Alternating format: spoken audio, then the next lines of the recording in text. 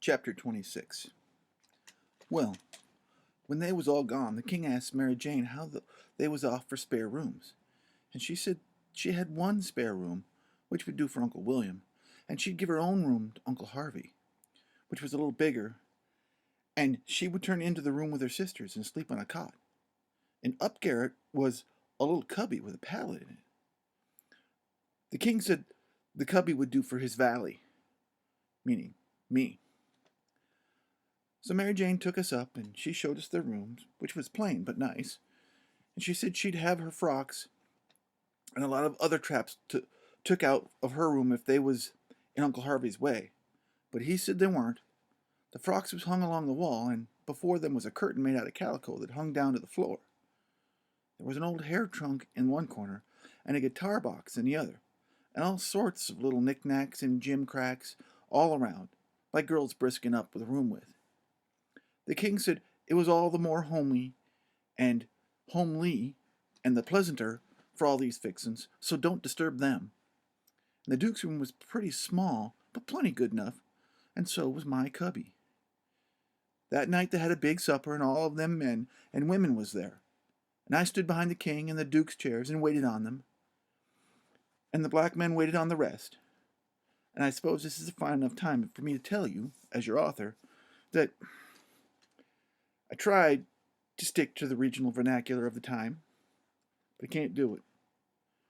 And so you should probably assume that whenever I say black man or black women, that the author is using more coarse word, which is of the time, but it's not of our time. So I've been making out as best I can. So I stood behind the king and the duke's chairs and waited on them, and the black men waited on the rest. Mary Jane, she sat at the head of the table, with Susan alongside her, and said how bad the biscuits was, and how mean the preserves was, and how ornery and tough the fried chicken was, and all that kind of rot, the way the women's always do to force out compliments. And the people all knowed everything was tip-top, and said so.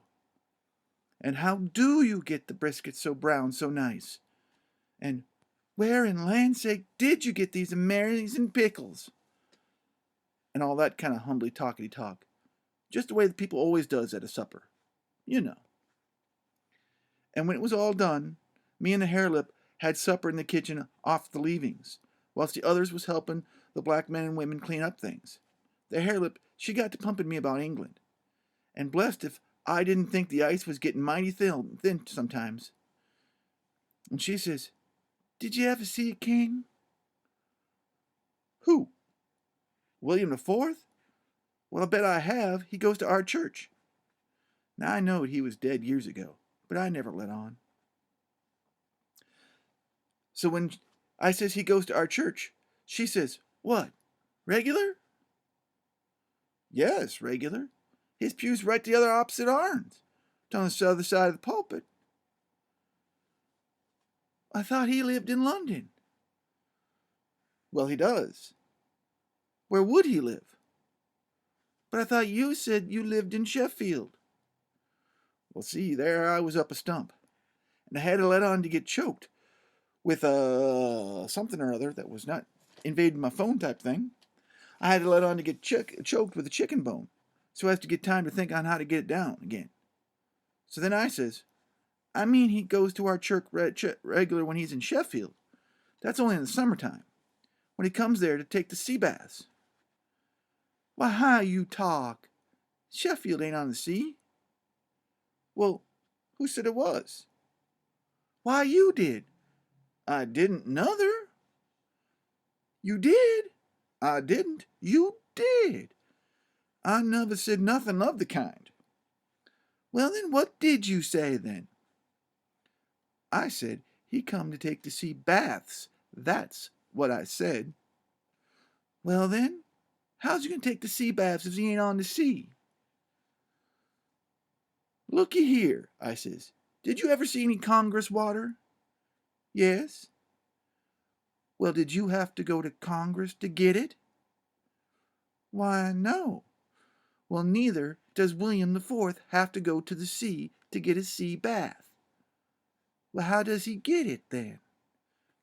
He gets it the way people down here gets Congress water. In barrels.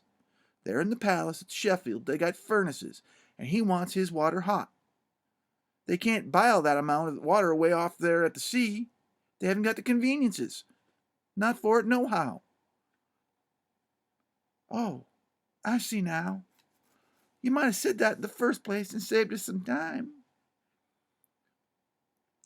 When she said that, I see I was out of the woods again.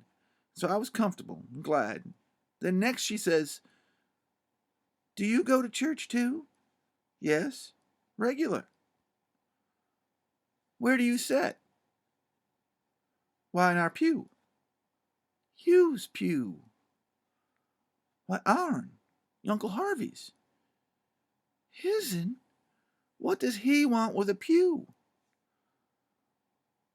"Wants it to sit in."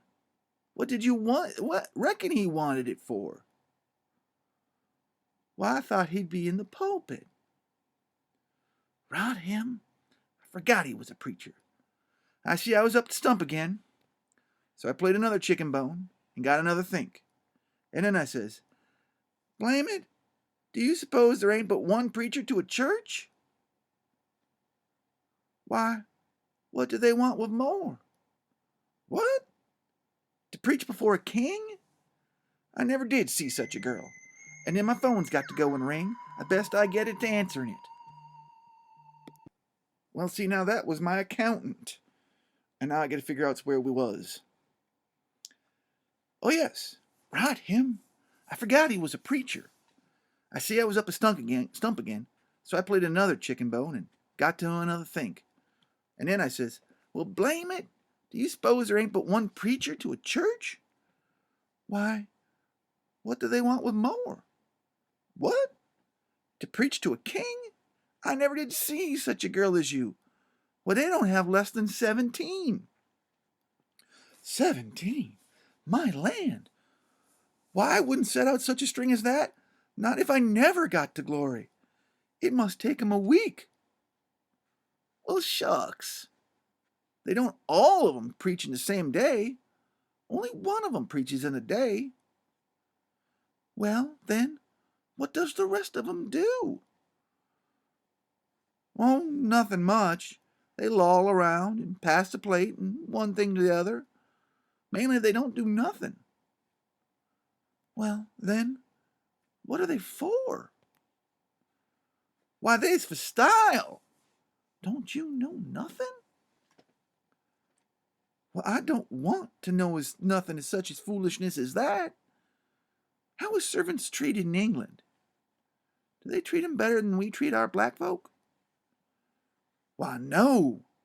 And a servant ain't nobody there. They treat 'em worse than dogs." "Don't they give 'em no holidays the way we do? Christmas and New Year's week and the 4th of July?" "Oh, just listen. A body could tell you ain't never been to England by that.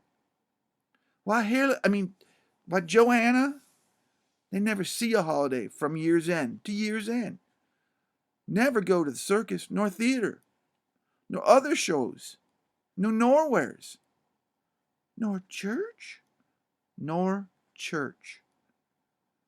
"But you always went to church." "Well, I was gone up again. I forgot that I was the old man's servant this time. But the next minute I whirled in on a kind of explanation on how a valley was different than a common servant, and had to go to church whether he wanted to or not, and set with the family on account of it being the law. But I didn't do it pretty good, and when I got to the end I see she weren't satisfied. And she says, 'Honest Injun, ain't you been telling me a lot of lies?'" "Honest Injun," says I. "None of it at all?" "None of it at all. Not a lie in it," says I. "Lay your hand on this book and say it." Well, I see it weren't nothing but a dictionary. So I laid my hand on it and said it. So then she looked a little better satisfied, and she says, "Well, then, I'll believe some of it, but I hope to gracious if I believe the rest." What is it you won't believe, Joe? Says Mary Jane, stepping in with Susan from behind her. It ain't right nor kind for you to talk so to him a stranger, so far off from his people. How would you like to be treated so? That's always your way, Mame. Always sailing in to help somebody before they're hurt. I ain't done nothing to him. He's told some stretchers, I reckon. And I said I wouldn't swallow it all. And that's every bit of grain and bit that I did say. I reckon he can stand a little thing like that, can't he? Well, I don't care 'twas little or not, whether or not 'twas big. He's here in our house, and a stranger, and it wasn't good for you to say it. If you was in his place, it would make you feel ashamed. And so you oughtn't to say such a thing to another person. That will make them feel ashamed. Why, ma'am, he said it don't make no difference what he said. That ain't the thing. The thing is for you to treat him kind and not be saying things to make him remember he ain't in his own country amongst his own folks. And then I says to myself, this is a girl that I'm letting that old reptile rob out of all her money. And then Susan, she waltzed in. And if you'll believe me, she did give the hare-lip hark from the tomb. And I says to myself, this is another one that I'm letting that old rapscallion rob of all her money. Well, then Mary Jane, she took another inning and went in sweet and lovely again, which was her way. But when she got done, there weren't hardly nothing left of that old poor hare-lip. So she hollered, all right, then, she says to the other girls, you just ask his pardon. Well, she done it, too. And she done it beautiful. She done it so beautiful it was good to hear. And I wish that I could tell her 1,000 lies so that she could do it again. And I says to myself, well, this here's another one that I'm letting those old dastards, letting them rob her for all of her money. And when she just got through, they all just laid themselves out to make me feel at home and know I was amongst friends. I felt so ornery and down low and mean that I says to myself, my mind's made up. I'll hive that money for them or bust. So then I lit out. For bed, I said, meaning sometime or another. When I got to myself, I went to thinking the whole thing over. And I says to myself, shall I go to that doctor, private, and blow on these fronds? No, that won't do. He might tell who told them. And then the king and the duke would make it warm for me. Shall I go to private? Tell Mary Jane? No, I daren't do that. Her face would give them a hint, sure. They've got the money, and they'll slide right out and get away with it. If she was to fetch help in, I'd get mixed up in the business before it was done with, I judge. No, there ain't no good way but one. I got to steal that money. Somehow. And I got to steal it some way that they won't suspicion that I was the one that done it. They've got a good thing here. And they ain't gonna leave it till they played this family in this town for all they're worth. So I'll find chance time enough. I'll steal it and hide it. And by, when I'm away down the river, I'll write a letter and I'll tell Mary Jane where it's hid. But I better hive it tonight if I can, because the doctor maybe hasn't let up so much as he lets on he has. He might scare them out of here yet. So, thinks I'll go up and search them rooms. Upstairs the hall was dark, but I found the Duke's room. I started to paw around it with my hands. But I recollected it wouldn't be much like the king to let anybody else take care of that money but his own self. So then I went to his room, begun to paw around in there too. But I couldn't see a thing, not without a candle. So I dasn't light one, of course. So I judged I got to do the other thing, lay for them and eavesdrop. About that time I hears her footsteps coming up and was going to skip it under the bed. Well, I reached for it, but it wasn't where I thought it would be. I touched the curtain that hid Mary Jane's frocks, so I jumped in behind that, snuggled in amongst the gowns, and stood there, perfectly still. Well, they come in and shut the door, and the first thing the king done was to get down and look under the bed. And I was glad I hadn't found the bed when I wanted it. And yet, it's kind of natural to hide under a bed when you're up to anything private. Well, they sets down, and the king says, "Well, what is it? And cut it middling short, because it's better for us to be down there a whooping and up in the morning than be up here giving them a chance to talk us over." Well, this is it, Capet. I ain't easy. I ain't comfortable. That doctor lays on my mind. And I want to know your plans. I've got a notion, and I think it's a sound one. Well, what is it, Duke? That we better glide out of here before 3 in the morning and clip it down the river with what we've got. Especially seems as we got it so easy. Given back to us. Flung in our heads, as you might say. When, of course, we'd allowed to steal it back. I'm for knocking off and lighting out. Well, that made me feel pretty bad. About an hour or two, it would have been a little different. But now it made me feel bad and disappointed. And the king ups out and rips and says, "What? And not sell out the rest of the property? March off like a passel of fools and leave $8,000 or $9,000 worth of property laying around just suffering to be scooped up? And all good, saleable stuff, too." Well, the Duke, he grumbled and said the bag of gold was enough, and he didn't want to go no deeper. He didn't want to rob a lot of orphans out of everything they had. "Why, how you talk," says the king. "We shan't rob 'em of nothing but just this here money. The people that buys the properties, the sufferers. Because as soon as it's found out that we didn't own it, which won't be long after we sled, the sale won't be valid, and it'll all go back to the estate. These here orphans, they'll get their house back again, and that's enough for them. They're young and spry. They can easy earn a living. They ain't gonna suffer. Well, just think of it. There's thousands and thousands that ain't nigh so well off. Bless you, they ain't got nothing to complain of." Well, the king, he talked him blind. So at last, the Duke, he give in and said all right. But he said he believed it was blame foolishness to stay, and that the doctor was hanging over him. But the king says, "Cuss the doctor. What we gonna do for him? Hain't we got all the fools in town on our side? Ain't that big enough majority in any town?" So they got downstairs again, and the Duke says, "I don't think they got ready to go downstairs again." And the Duke, he says, "I don't think we put that money in a good place." Well, that cheered me right up. I begun to think I wasn't going to have to get no hint of kind no help me at all.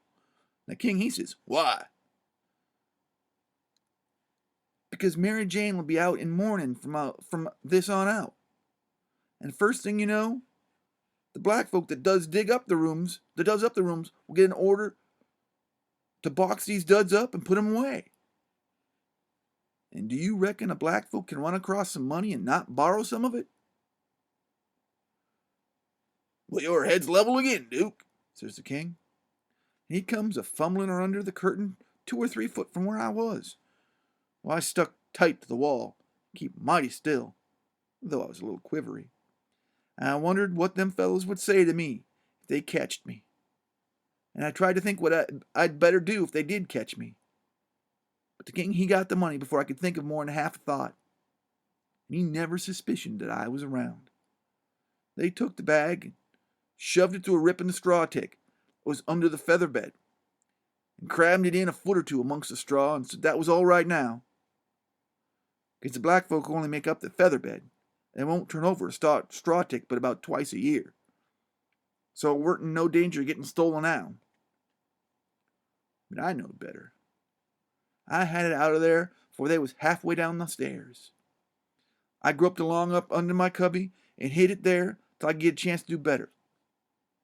I judged I'd better hide it outside the house somewheres, because if they missed it, they would give the house a good ransacking. I knowed that very well. And then I turned in, with all my clothes on. But I couldn't have gone to sleep if I'd have wanted to. I was in such a sweat to get through with the business. And by, I heard the king and the duke come up, so I rolled off my pallet and laid off my chin on top of the ladder. I waited to see if anything was going to happen, but nothing did. So I held on till late, till all the sounds had quit, and the early ones hadn't begun yet. And then I slipped down the ladder.